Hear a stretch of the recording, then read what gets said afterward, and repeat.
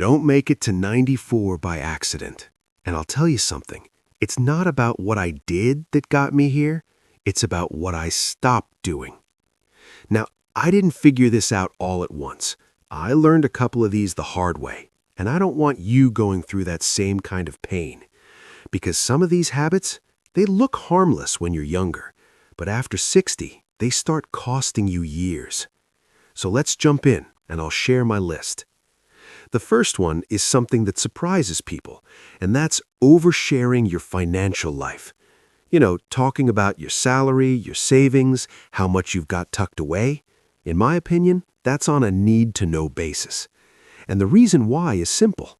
When two people get together and start comparing money, there's almost always one person who walks away feeling worse. Maybe they feel behind. Maybe they feel jealous. Maybe they feel like they failed somewhere along the line. And there's very little upside.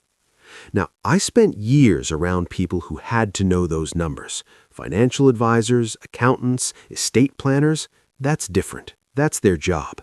But casual conversations, friends, neighbors, even extended family, that's where it can turn. I've seen relationships change just because someone shared too much. After 60, peace becomes more valuable than proving anything.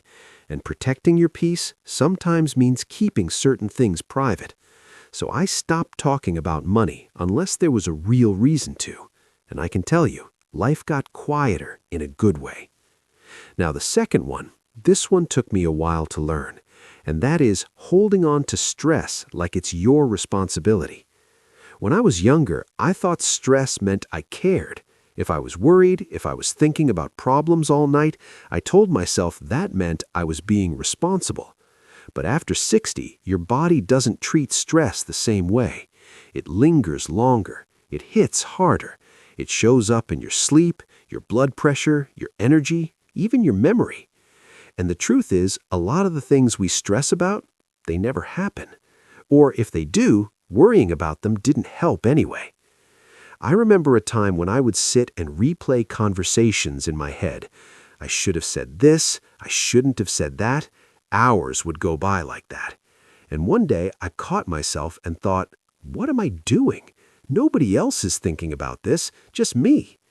So I made a decision. I stopped carrying stress that didn't belong to me. Now, that doesn't mean life is perfect. It just means I don't give every problem permission to live in my head rent-free. And that change alone, I truly believe it added years to my life. All right, the next one, and this one is a big one. I stopped trying to win every argument. You know how it is. You get into a disagreement, and suddenly it's not about the issue anymore. It's about being right. And I used to do that. I'd dig in, bring up facts, raise my voice sometimes, all to prove a point. But here's what I realized later in life. Even when you win an argument, you can lose something more important. You can lose peace. You can damage relationships. You can create distance that takes years to fix or never gets fixed at all. After 60, I started asking myself a simple question in those moments. Is this worth it? And most of the time, it wasn't. So I learned to let things go. Not everything needs a response. Not every opinion needs to be corrected. And not every disagreement needs a winner. Sometimes the smartest thing you can say is nothing at all, and you walk away lighter because of it. Now, the fourth thing I cut out, and this one might hit a little close to home for some people, I stopped keeping people in my life who drained me. And I'm not talking about people going through a tough time. We all go through that. I'm talking about the ones who bring negativity every single time you see them, the ones who criticize, complain, or make you feel smaller. For a long time, I kept those relationships out of habit. Maybe it was history, maybe it was family, maybe I just didn't want to deal with the discomfort of stepping back. But after 60, your time feels different.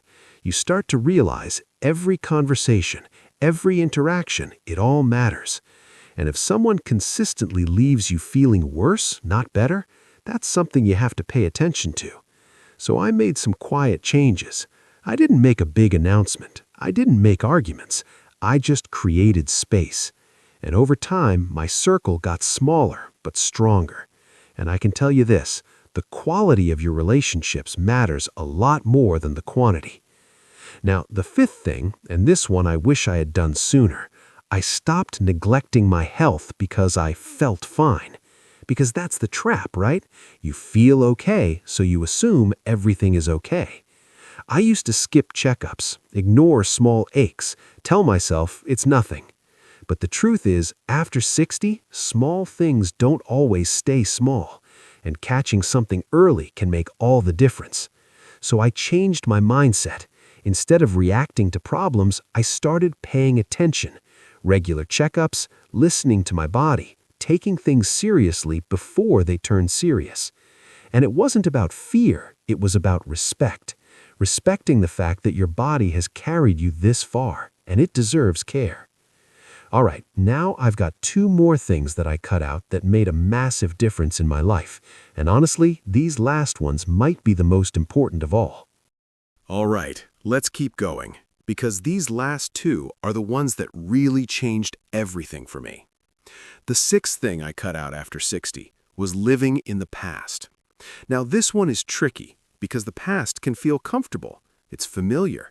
It's where your stories are, your best memories, and sometimes your biggest regrets.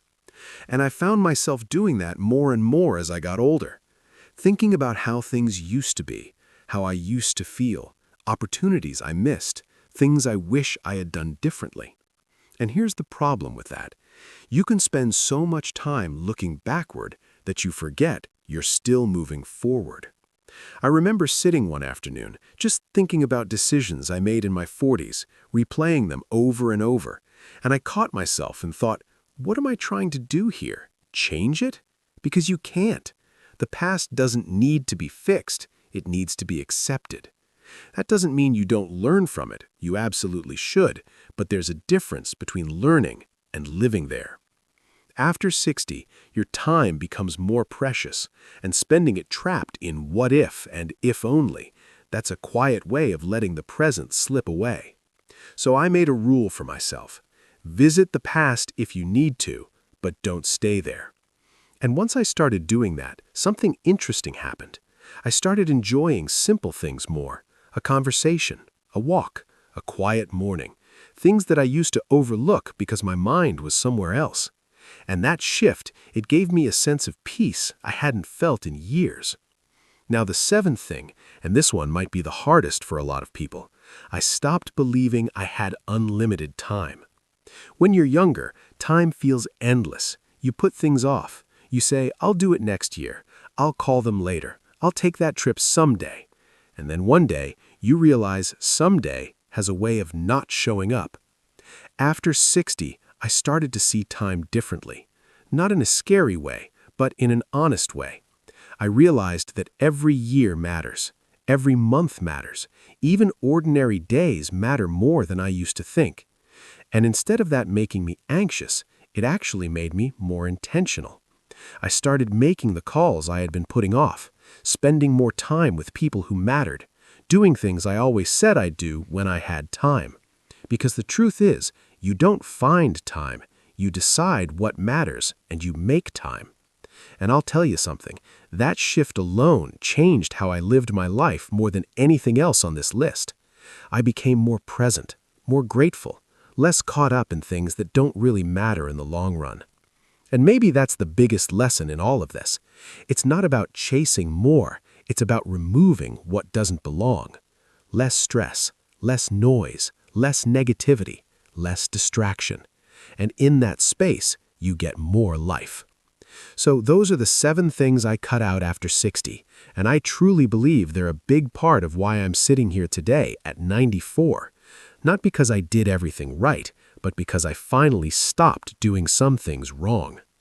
If you take anything from this, let it be this. It's never too late to make a change that your future self will thank you for. Even small ones, they add up, and they matter more than you think.